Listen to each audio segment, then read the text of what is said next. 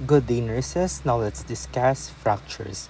So when we say fractures, this is the break or discontinuity in the continuity of a bone. So sa madaling salita, nabali yung buto. Okay? Nagkaroon ng pagkabali ng buto. So ngayon, si fracture natin class, meron tayong mga different risk factors. So ano ba yung mga possible risk factors kung bakit nagkakaroon ng fracture ang isang tao or prone ang isang tao sa fracture? First, because of bone cancer. Again, pag sinabi nating bone cancer class, normally, yung buto natin ay may mga normal cells yan. Okay, may mga normal cells tayo sa ating buto.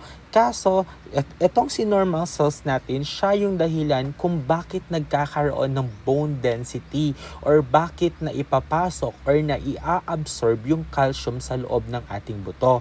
Kaso, ang problema, kapag once na nagkaroon tayo ng bone cancer, yung normal cells natin ay napapalitan ng abnormal cells.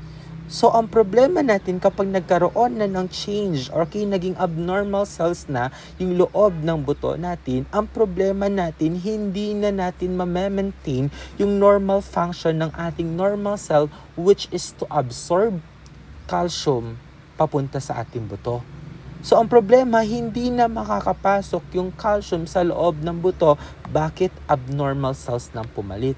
So, as a result, yung dahil nagkaroon na ng decreased calcium sa ating buto, yung buto natin ngayon ay lalambot, kaya risk tayo for fractures. Okay, second one, we have your osteoporosis. Pag sinabi natin osteoporosis, di ba yung buto natin nagiging spongy.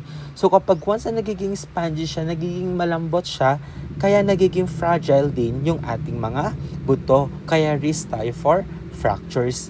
And then next, the use of prolonged corticosteroid. Pag sinabi natin prolonged use of corticosteroid class, ito yung pangmatagalan na daw siyang umiinom ng corticosteroid. So bakit prone ang pasyente kapag lagi siyang umiinom or matagal na siyang umiinom ng corticosteroid sa fractures? Una, kapag once na nagko-corticosteroid tayo, okay, unang ginagawa niya is to decrease calcium absorption.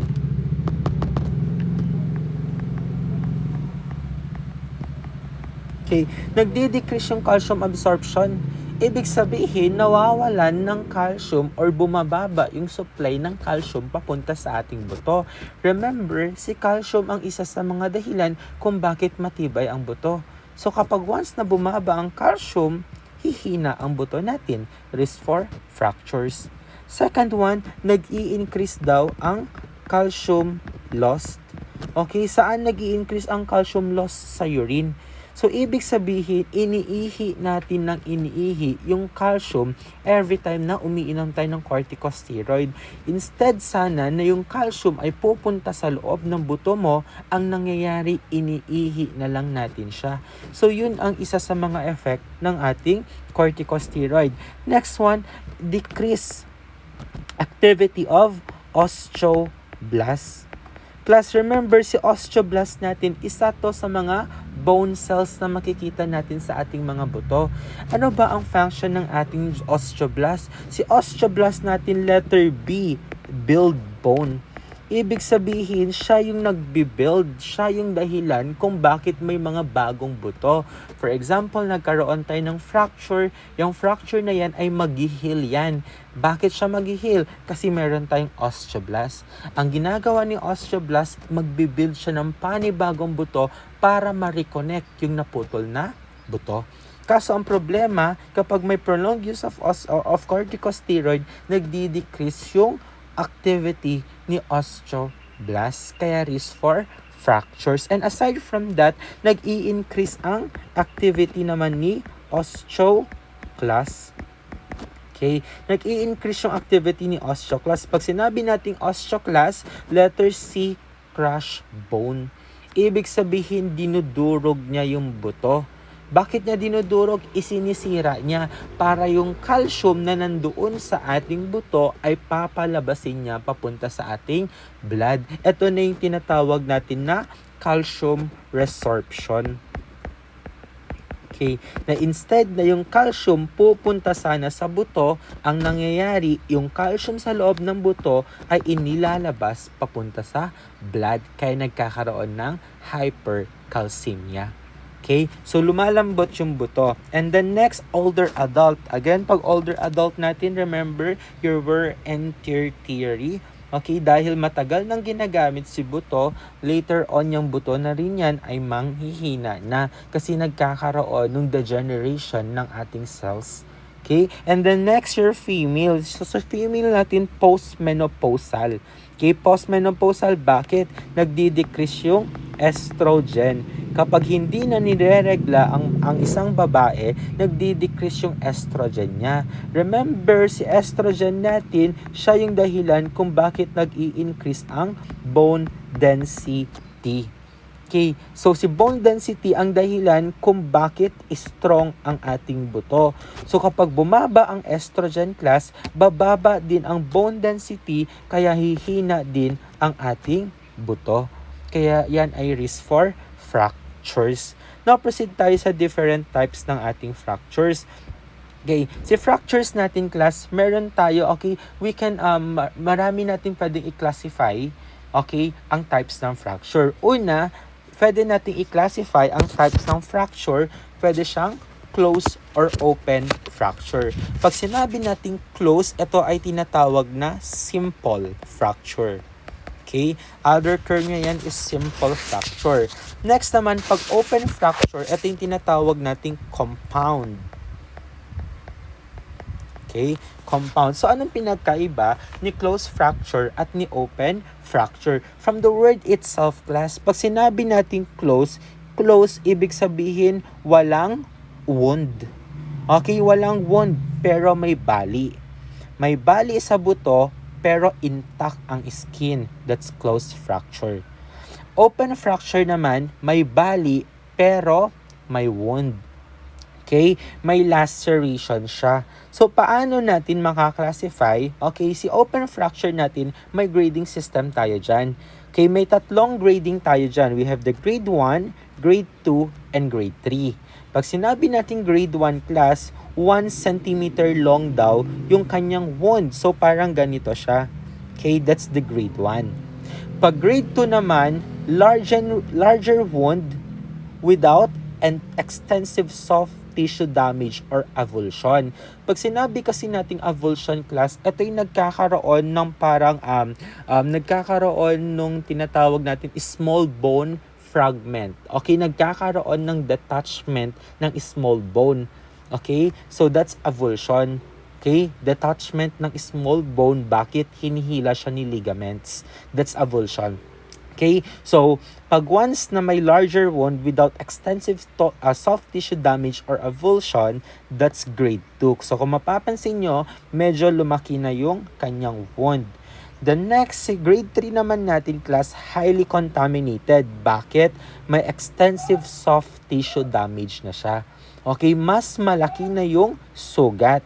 Okay, and then it may accompanied by traumatic amputation and is the most severe cases. So kung mapapansin natin, malaki na yung sugat niya. Okay, that's your close and your open fracture. Now, after natin malaman yung types, pwede natin siyang i-classify. So i-classify natin siya, okay, pwede siyang maging complete or incomplete fracture. Okay, pag sinabi natin complete class, bone breaks completely into 2 separate pieces. Ibig sabihin, yung buto mismo, parang etong nakita ninyo sa grade 1, okay, ibig sabihin, nahati daw siya. Okay, the bone breaks completely into 2 separate pieces. Nagkaroon ng paghati, that's grade 1.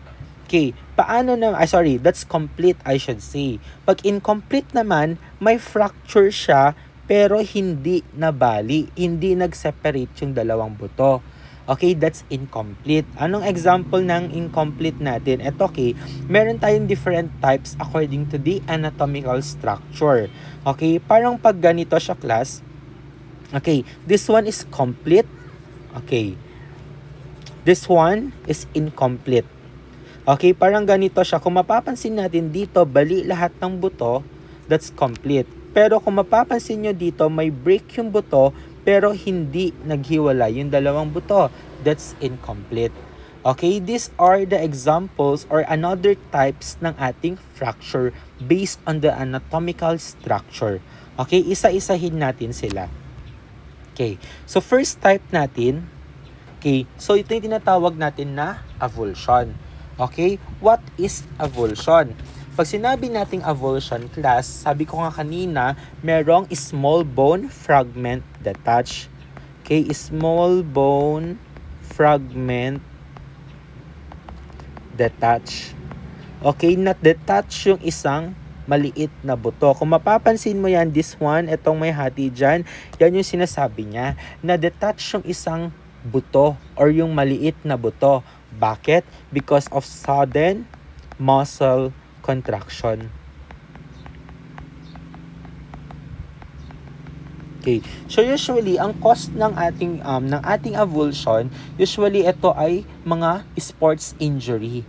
So bakit sports injury? Kunyari pag na-sprain tayo, okay, na-sprain tayo or na-strain tayo, yung ligaments natin class, okay, 'di ba your ligaments connects muscle to bone.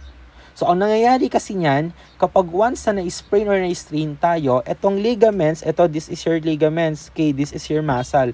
Yung ligaments na yan, okay, ang gagawin niya, mahihila niya yung buto. At pag hinila niya yung buto, magkakaroon ng detachment. Yun na yung tatawagin nating avulsion. So, usually, nangyayari ito sa mga sports injury. Next one natin, we have your comminuted. Okay, so your comminuted fracture, okay, nagkaroon, okay, comminuted fracture, a fracture in which bone has splintered into several fragments. Ibig sabihin, nagkaroon ng shattered into multiple fragments. Okay, nagkaroon ng shattered into multiple fragments. Ibig sabihin para siyang nadurog. So paano natin makaklasify kung comminuted fracture yan? Kapag ang nadurog or yung fragments natin or yung kumalat na buto ay more than 3. Kapag more than 3 or equal to 3 ang buto na nagkaroon ng shattering or naghiwa-hiwalay, that's comminuted fracture. Okay, so usually ito difficult to heal to. Difficult to heal to kasi durog na durog yung buto. So saan natin usually nakukuha to? Nakukuha natin yan sa mga high energy trauma. Okay, anong example natin dito? Car crash or gunshot. Okay, so next natin, pangatlo, we have your compression. Si compression fracture natin commonly seen to sa vertebrae or sa vertebra. Okay, so sa may yung sa may likod, your spinal, okay, so doon natin usually nakikita si compression. From the word itself class, compression, na compress, so nagkaroon ng bone collapse. Okay, nagkaroon ng bone collapse, a fracture in which bone has been compressed, kaya nagkaroon ng bone collapse. Okay, so usually, nangyayari ito sa mga matatanda kapag once na may osteoporosis, kasi di ba lumalambot yung buto at fall. Okay, so pag once na nahulog, okay, so usually pag nauna yung likod niya, pwede yan mag-lead sa compression fracture. Next natin your depressed. Okay, pag sinabi nating depressed naman, usually nangyayari ito sa skull natin. Okay, so pag sinabi nating depressed, nagkaroon a fracture in which fragments are driven inward. So nagkaroon ng yung bone na press inward. Okay, paloob siya. Okay, paloob. So, usually skull to. So, saan anong possible cause niya? Blunt trauma.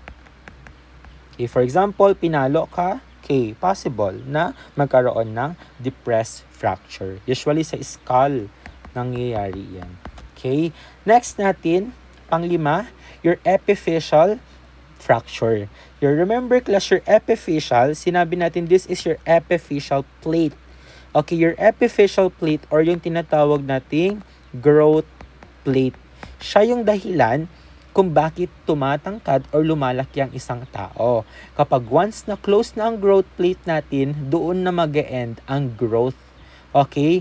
Doon na mag-e-end yung pagtangkad ng isang tao. So usually sa babae, 18 nagko-close ang growth plate at sa lalaki naman, 21 nagko-close ang growth plate. Okay, so usually kapag sinabi natin your epiphyseal fracture, okay, involving the growth, okay? So usually cause ng ating epiphyseal fracture, trauma during growth period.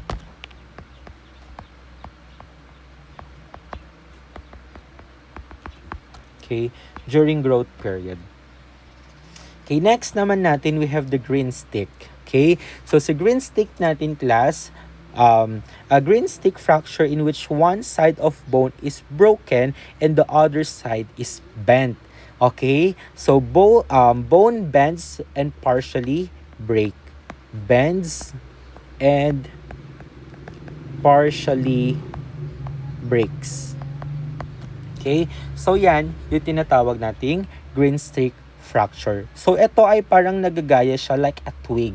Okay, yung parang pag once na bumali ka ng sanga, okay, parang ganun si green stick fracture natin. Okay, so usually nangyayari ito sa mga falls in children. Okay, next, your impacted fracture. So pag sinabi nating impacted naman, your impacted fracture, bone fragment is driven into another. So bone fragment is driven into another. Okay, so anong ibig niyang sabihin? Parang etong isang buto, okay, yung buto na yan, pumasok dito. Okay, for example, etong buto na to. Okay, tapos ito yung isang fracture, pumasok siya dito. Okay, pumasok siya dun, kaya nga siya impacted. Ibig sabihin, impact. Because of impact, high impact, okay, nagpasok yung buto dito sa may malaking buto. That's impacted. Okay, so usually nangyayari si impacted natin falls from height. Okay, so for example, tumalon ka ng napakataas. Okay, pwedeng because of the impact. Okay, because of the impact, pwedeng pumasok itong buto papunta dun sa loob ng isang buto. Okay, falls from height. The next natin, we have the oblique. Si sa oblique natin, class, angled fracture across the bone. So nagkaroon ng angled fracture across the bone. Okay? So, usually, nangyayari si oblique natin kapag may mga angled force or twisting injury. Okay. Next, we have your transverse. Okay? Pag sinabi naman nating transverse, nagkaroon ng break in straight across the bone. O straight naman ng putol nung buto. Okay? So, next naman natin, your stress. Okay? Pag sinabi naman natin stress, a fracture that results from repeated loading of bone and muscle. Okay? So, nagkakaroon ng small cracks due to repetitive stress. Okay? Repetitive stress. Okay? Paulit-ulit na nai-stress yung buto. Okay, so nagkakaroon ng crack yan. So, ano ba yung mga possible reason kung bakit nai-stress yung buto natin? Pag tayo ay nagra-running, okay, or overuse. Okay, usually prone dito ang mga athlete or yung may mga, what do you call this one? Training, like your military training. Okay, kasi laging may movement sila, kaya nagkakaroon ng stress yung buto nila, kaya risk yan for small cracks. That's your stress fracture. Then next natin, we have this spiral. Pag sinabi naman nating spiral fracture, okay, nagkaroon ng fracture spiral around the bone. Okay, around the bone yan. Okay, so usually nakukuha natin to kapag sa mga twisting injuries. Katulad na lang ng sports or falls. Okay? And then last, we have your pathologic. Your pathologic fracture naman is due to usually weakened bone from disease. Okay? So usually class, nagkaroon daw ng weakened.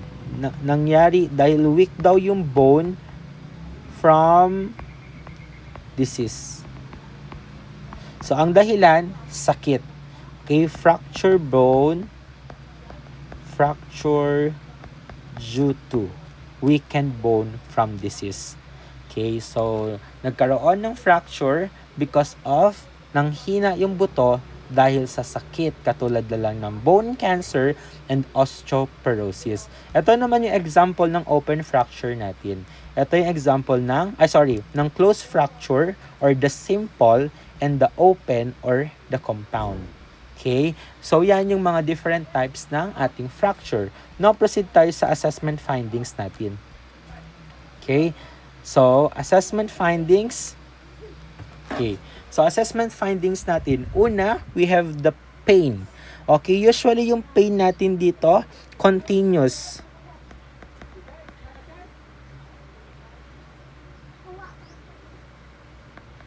Okay, continuous and increase in severity. Okay, yan ang characteristic ng pain ng ating fracture. Continuous siya and increase in severity. Second one, your muscle spasm. Okay, so pag muscle spasm natin yan, usually begin 20 minutes after injury. So, mararanasan ng spasm kapag 20 minutes after ng injury. Okay? So, dun mo lang makikita ang spasm. So, sign yan na merong fracture. Next, tenderness. Okay? Nagkakaroon ng tenderness. Yung, parang naninigas siya na sobrang sakit. Na kahit bedsheet lang ang nakatouch dun sa affected area, masakit na siya. Okay, that's tenderness. And the next, we have your visible deformity. Ito yung example ng visible deformity natin, class. Okay, so makikita mo, nag-bend na, hindi na siya straight. So, if possible for fracture na yan. So, hindi natin pwedeng sabihin, ay hindi, ano lang yan, kaya ng hilot. Kaya ng mighty band. Okay? So, sign na yan ng fracture. Then next, we have your crepitus. So, pag sinabi naman natin crepitus, okay, nagkakaroon ng grunting sound. Okay? Grunting sound. So, usually, nagkakaroon ng grunting sound because of nagkakaroon ng friction doon sa dalawang nabali na buto. Kaya may crepitus. Then next, your swelling and your ecchymosis. Okay, nagkakaroon ng swelling and ecchymosis because of trauma and bleeding. Okay, so si ecchymosis natin parang pasa. Okay, para siyang pasa. Ibig sabihin, may sign ng internal bleeding. The next, loss of function. Ibig sabihin ng loss of function, class, hindi niya na magalaw. Okay, so that's why kapag once na may nakita ka na nagka-vehicular accident tapos gusto mong sumaklolo, okay, kailangan una mong gawin is i-assess mo kung nagagalaw niya ba yung kamay niya, kung yun ay affected area. Kung paano naman ang affected area, ang affected body, ang affected part, o ipapagalaw mo yung paa niya. Pag hindi niya nagagalaw, sign yan na may fracture. Kaya wag mong gagalawin. Hindi mo siya pwedeng i-straight kasi maglilid lang yan sa further injury. So kung paano mo nakita yung paa niya during accident, Okay, ganun mo lang din dapat siya ilalagay. So, kung ita-transfer mo na siya sa ambulance, hindi mo rin yan pwedeng i-straight. Kailangan ganun lang din siya. So, anong gagawin mo? Kailangan mo mag-splinting. Okay, mag-i-splint tayo para immobilize yung affected area. Para hindi siya magalaw-galaw during transportation. Kasi kapag once na nagagalaw yan, that can lead to further injury. The next, external rotation and shortening. Ito usually nakikita natin to sa hip fractures. Okay, pag may hip fracture, ito yung example ng ating external rotation. Ayan, external. Pag internal rotation, pa-inward siya. External rotation plus lumiit na yung kanyang limb. Okay, that's a sign na may hip fracture. So, anong mga complication natin kapag once na may fracture? Okay, so complication natin, una yung tinatawag nating compartment syndrome. Okay, compartment syndrome. What is compartment syndrome, class? Okay, this is a limb-threatening emergency. Bakit siya tinawag na limb-threatening? Kasi kapag nagkaroon ng compartment syndrome, yung affected extremity ay pwedeng masira, pwedeng mamatay, that can lead to amputation. So usually, pag sinasabi natin compartment syndrome, caused by increased pressure in the extremity. So paano siya nangyayari? Okay, this is your compartment syndrome, class. This is the normal limb and the affected limb. Kung mapapansin natin, nagkakaroon na ng swelling kapag once na sa affected area natin. So usually, class, kung papansinin natin, okay, dito sa may ating outer part, kung mapapansin mo, manipis lang dito, pero thick na dito. Bakit? Edematous na siya. Okay, so yung edematous na yan, kino-compress niya yung mga vessels and nerves. So kapag once na na-compress yung vessels at nerves natin, okay, dahil pag once na may edema, di ba, nag-i-increase yung pressure. Yung pressure na yan, i-compress na ngayon itong mga vessels and nerves. Pag na-compress yung vessels and nerves, meron pa bang blood supply papunta sa affected limb? Wala na. Kaya ang mangyayari, magdi-decrease ang tissue perfusion. Kapag nag-decrease ang tissue perfusion, that can lead to necrosis or tissue death. Kaya ang ating gagawin na lang is for amputation. Okay, so ano yung mga makikita natin kapag may compartment syndrome? Ano yung mga maa-assess natin? We have your neurovascular impairment or yung 6-piece natin. Okay, yung 6-piece ang makikita natin sa ating patient kapag once na may compartment syndrome. Ano yung 6-piece natin? Una, pain. Pag sinabi nating pain, unrelieved by analgesic.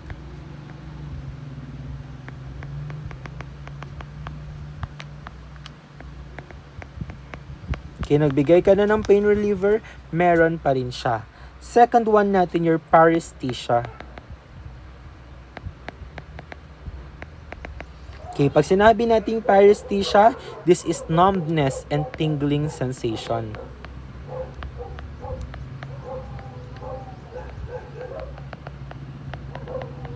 Okay. Next, we have your poikilothermia.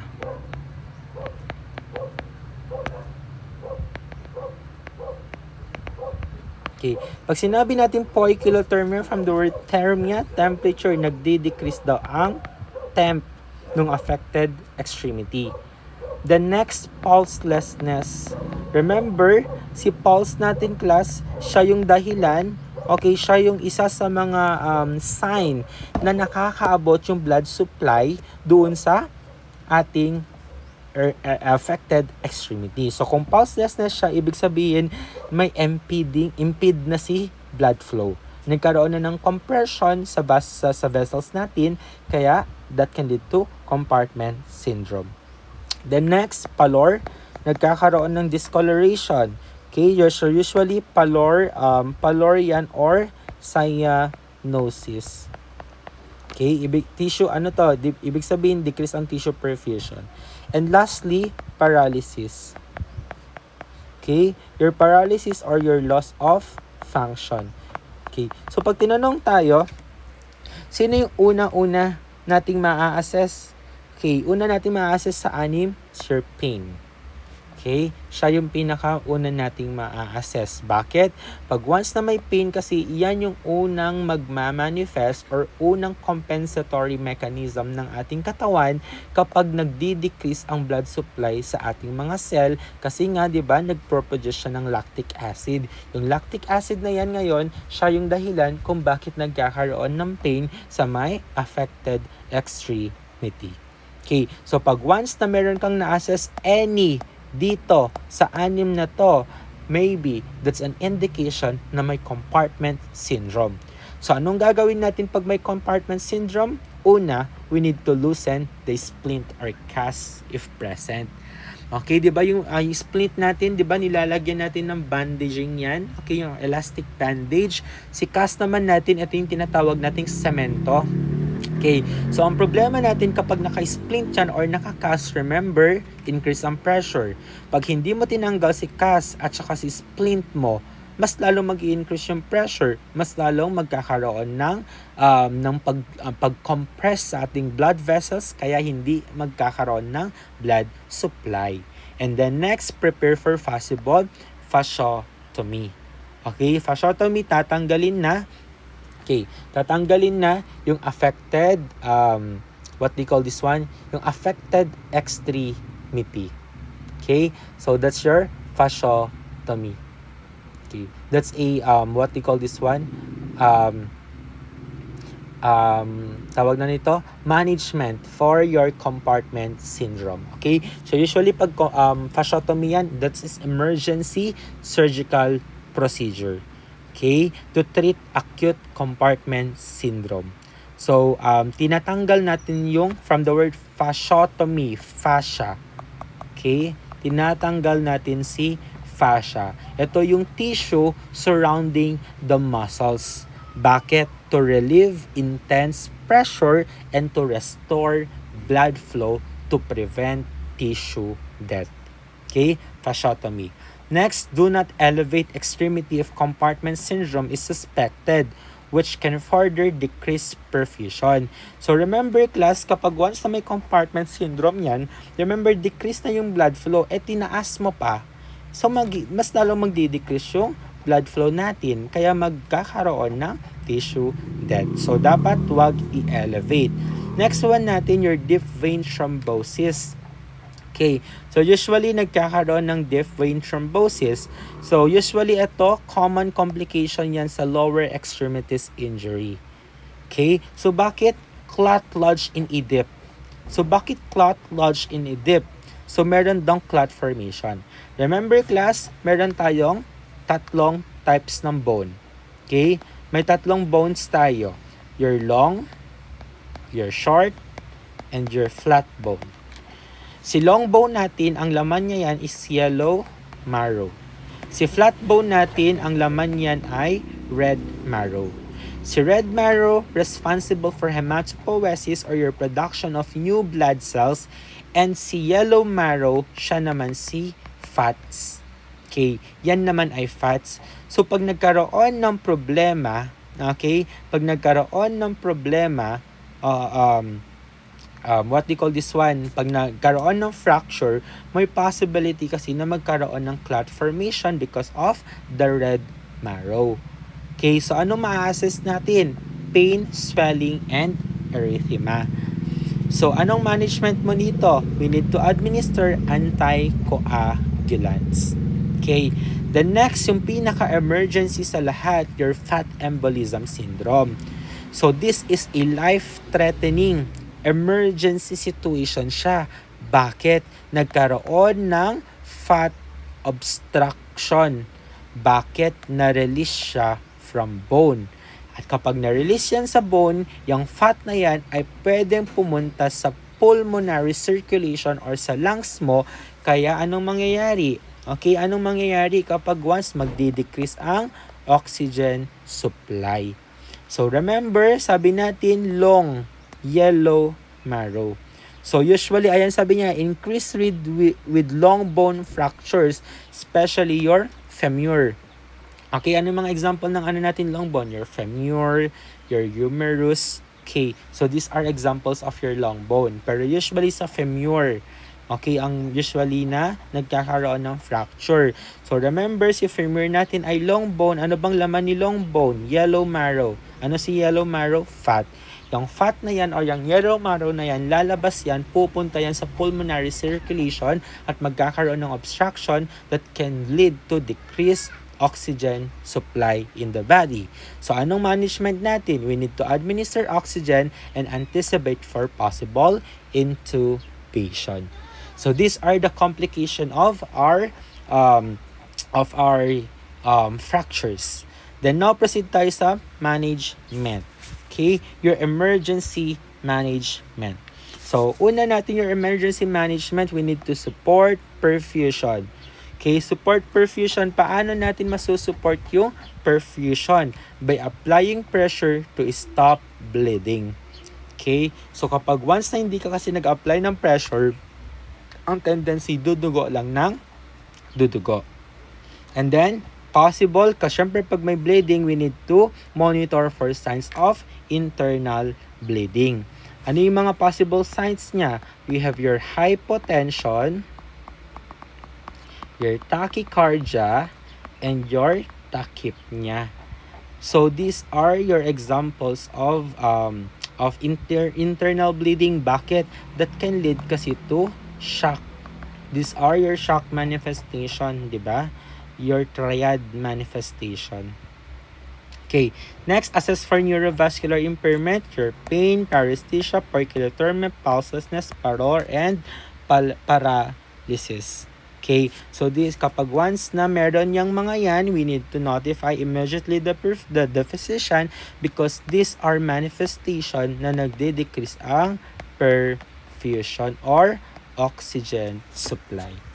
Okay, next, immobilize and protect the fracture. Gaya nga ng sabi ko sa inyo kanina, kailangan nating hindi siya galawin kasi to prevent further injury.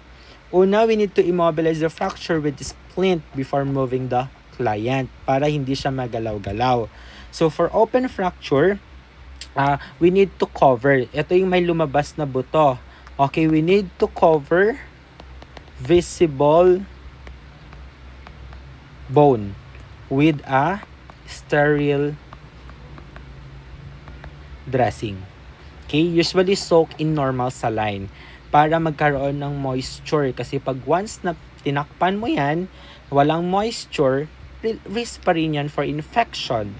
Okay? That can lead to osteomyelitis. To prevent osteomyelitis, we need to cover visible bone with a sterile dressing soaked in normal saline. The next, we need to prepare for X-ray. Bakit? Confirmatory. Okay? To confirm fracture. Then elevate the fracture above the heart level. Okay, we need to elevate the fracture above the heart level. Bakit? To reduce swelling. Then we need to apply ice pack. Para saan naman tong ice pack natin? To decrease inflammation, pain, and swelling. Then we need to administer analgesic for pain and administer tetanus vaccine for client with breaks in the skin integrity. Bakit? To decrease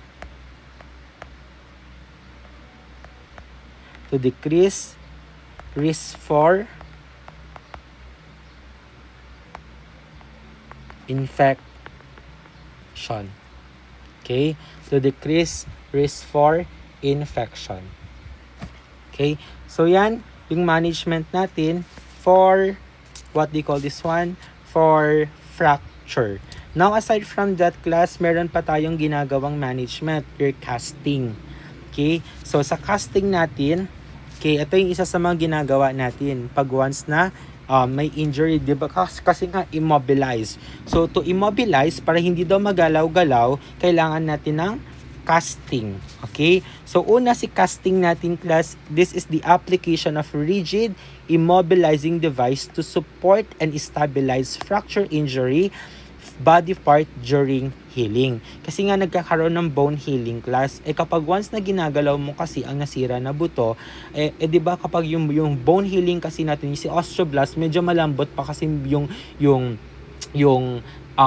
binubuo niyang buto, binubuo niyang bagong buto. Kailangan niya munang macalcified yun para tumigas siya sa tulong ng calcium. Kaso kapag once na ikaw ay gumagalaw, bagong gawa pa lang yung bagong gawa pa lang ni osteoblast, yung bagong buto, ginalaw mo, ang tendency masisira yung buto na ginawa ni osteoblast kasi nga malambot siya.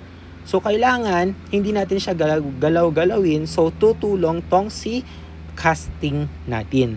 Okay? So ano bang purpose ni casting natin? Una, to immobilize bone and joints. The next, maintain proper alignment, prevent further injury, and promote healing. Okay, so ang pinaka-main purpose nito, kung bakit natin ginagawa yan, is movement can disrupt bone healing and cause complication. Para ma-prevent yung complication and yung prolonged healing, kailangan natin gawin si casting. So meron tayong dalawang types ng ating casting. Una, we have your plaster cast. So usually pag plaster cast, ang ginagamit natin dito is the plaster of Paris. Ito yung very traditional way. Okay, so si plaster of Paris natin or plaster cast, ito ay heavier, mabigat siya. Okay, kasi para siyang parang gauze pad siya na parang may mga chalk or semento, parang ganun siya. Kaya mabigat, I should say. Okay, heavier and dry slowly. So usually nagda-dry ito 24 to 72 hours. 2 to 3 days ang drying niya. Matagal. The next, yung pinakabago, yung ginagamit na ngayon, your fiber cast. Okay, so si fiber cast natin or fiberglass cast, lightweight lang siya. Okay, and then dries quickly. Mabilis. Kaya kailangan, pag once na inailabas na siya sa packaging, kailangan na natin siyang ilagay agad sa may affected arm kasi mabilis lang siyang mag-dry, tumigas. Okay? So that's your fiberglass. Now proceed tayo sa management natin. Okay. So sa management natin, class, okay, una, while cast is wet, handle with palm, not finger. Okay, bakit? To prevent dent. Okay, to prevent dent formation. Pag once na may dent kasi, class, or yung umbok-umbok, di ba kapag palm ang ginamit natin, straight siya, flattened siya. Pag once na finger kasi, di ba may mga compartment or merong kwan dun sa labas sa fingers natin. So magkakaroon ng dent.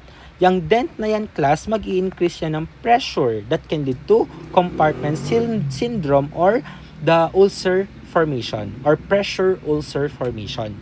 Kaya kailangan gamitin natin si palm, not fingers. The next, elevate casted extremity.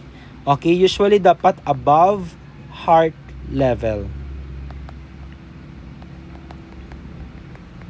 Okay, so bakit natin ginagawa to? To minimize swelling. Okay, to prevent swelling or minimize swelling. Usually kasi prone sa swelling 24 hours during 24 hours ng pagkalagay ng cast, risk yun for swelling. Para ma-prevent yung swelling, we need to elevate it above the heart. And then do not insert object into the cast. Bawal mo siyang kamut-kamutin gamit ang gamit ang stick. Okay, bawal mo siyang kamut-kamutin gamit ang stick, bawal magpasok ng any object. Bakit? Kasi kapag naiwan yung object na yan, mag-i-increase ang pressure that can lead to compartment syndrome. The next, use hair dryer on the cool setting to manage itching. Hindi dapat warm.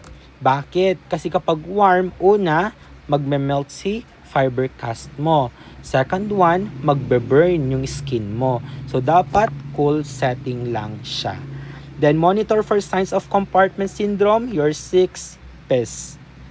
Okay? And then, kapag may 6 Ps na class, ano ulit yun? Pag may compartment syndrome, we are not allowed to elevate the affected extremity and possible prepare for fasciotomy. Then monitor for infection. Ano yung signs ng infection natin? Meron siyang hotspots na tinatawag or foul odor. Okay, yung hotspot from the word hot, ibig sabihin yung affected area, parang mainit yung feeling niya. Okay, that's an indication na merong ongoing na what do you call this one? Na infection or inflammation sa affected extremity. Okay, next we have your reduction. Okay, pag sinabi naman nating reduction class, meron tayong dalawa types. Your manual or the close reduction, and second one is your surgical or open reduction. So, anong pinagkaiba nila? The bone is, pag sinabi nating manual or close, the bone is manipulated. Okay, the bone is manipulated and set back into place without making an incision. So, without incision to. Okay, without incision. So, binabalik natin yung buto na hindi natin kailangan ng surgical opening. Anong ginagawa natin? Hinihila natin siya. So, for example, itong isang buto na to, okay, yan yung buto, then, nagkaroon ng, sabihin natin, hindi siya pantay, ganyan siya. Ang gagawin, hihilain, natin yung buto mo, okay, natin yung buto mo para mag-straighten siya. Okay, that's your manual or your close reduction. So usually dito, dahil masakit to, minsan gumagamit tayo ng anesthesia. So usually ginagawa na to kapag mga sa ER or RER. Okay, dun sa ER ginagawa na tong close reduction. Then next, your surgical open or surgical or open. So paano naman to with surgical or with incision? Ibig sabihin, may surgical opening siya para ma-reposition and ma-realign yung buto. After surgical opening class or surgical reduction or open reduction, magpro-proceed si patient sa fixation. Ano naman si fixation natin? May dalawang types tayo ni fixation. First one, we have your internal fixation, and second one is your external fixation. Anong pinagkaiba ni internal and external? Si internal fixation natin class, we use screw. Okay? We use screw, plates, or rods. Okay? Use screw, plates, or rods. Okay. So, ginagawa natin to or gumagamit tayo ng ganito, tapos nilalagay natin place inside the body to realign bone. Pag external naman yan, okay, pag external, we use pins and frames. Okay, we use pins and frames that extend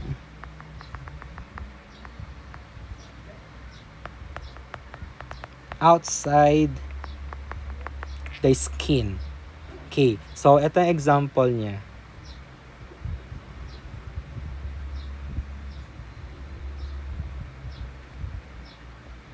Ito example ng ating internal fixation. May ginamit tayong mga screw class. So ito, kapag hindi yan lumabas sa skin, that's internal fixation. Paano naman sa external fixation? Ito yung may mga nakikita kayong bakal-bakal sa labas sa labas na parang nakatusok sa skin papunta sa buto. tapos nakalabas lang yan sa kanilang skin. Yan yung external. Pag hindi mo nakikita yung bakal, that's internal fixation. Okay, so anong management natin pag may internal or external fixation? Una, we need to perform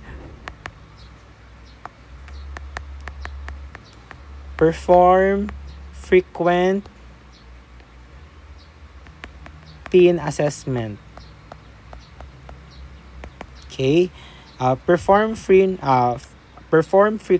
pin care pala, I should say. Should be pin care. Okay, bakit? To prevent infection. And then, pangalawa is we need to monitor for signs of infection. Okay, ano yung mga signs ng infection natin? Una, may purulent discharge. Okay, second one, may redness. Third, foul odor. And increased pain. Okay, so aside from that class, aside from this management, meron din tayong mga ginagawa pa para ma-support yung immobilization ng pasyente natin. Ito yung paggamit ng assistive devices, katulad na lang ng crutches, walker, and cane. So we will be having a separate discussion or video lecture for that. That's all.